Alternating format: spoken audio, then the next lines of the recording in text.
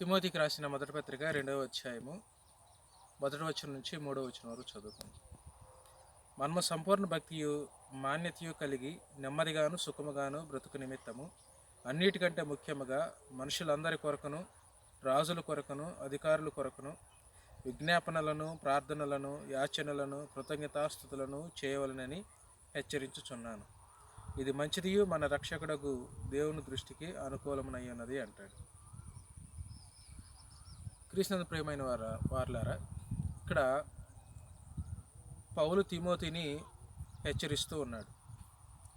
ఏమని హెచ్చరిస్తున్నాడంటే, ఇక్కడ ముగ్గురిని తీసుకొచ్చి వారిలో మనుషులందరి కొరకు, 2 రాజుల కొరకు, 3 అధికారుల కొరకు, వీరందరి నిమిత్తం కూడా ప్రార్థన చేయమని చెప్తున్నాడు. ఎందుకు చేయమంటున్నాడంటే, మనము సంపూర్ణ భక్తి మాన్యతయు కలిగి నెమ్మదిగాను సుఖముగాను బ్రతుకు నిమిత్తం అన్నాడు. ఈ లోకంలో క్రైస్తవులు అనేటువంటి వాళ్ళు సుఖముగా నెమ్మదిగా ప్రశాంతంగా బ్రతకాలి అని అంటే చుట్టూ ఉన్నటువంటి సమాజాన్ని, అధికారులను, వీళ్ళందరి కోసము ప్రార్థన చేయమని పౌలు తిమోతిని హెచ్చరిస్తూ ఉన్నాడు. చూడండి, మన ప్రార్థన అనేది కేవలము మన బంధువుల గురించి, లేకుంటే మన స్నేహితుల గురించి, మనకు తెలిసిన వారి గురించే కాకుండా చుట్టూ ఉన్నటువంటి సమాజాన్ని జ్ఞాపకం చేసుకోమని చెప్తున్నాడు. అలాగే ప్రపంచంలో ఉన్నటువంటి అన్ని దేశాల నిమిత్తము కూడా జ్ఞాపకం చేసుకోమని చెప్తున్నాడు. ఈ లోకంలో మనం చూసినట్లయితే ఇటీవల కాలంలో దేశంలో, ప్రపంచంలో యుద్ధాలు అనేవి జరుగుతూ ఉన్నాయి. క్రైస్తవులకు వ్యతిరేకమైనటువంటి కార్యకలాపాలు జరుగుతూ ఉన్నాయి.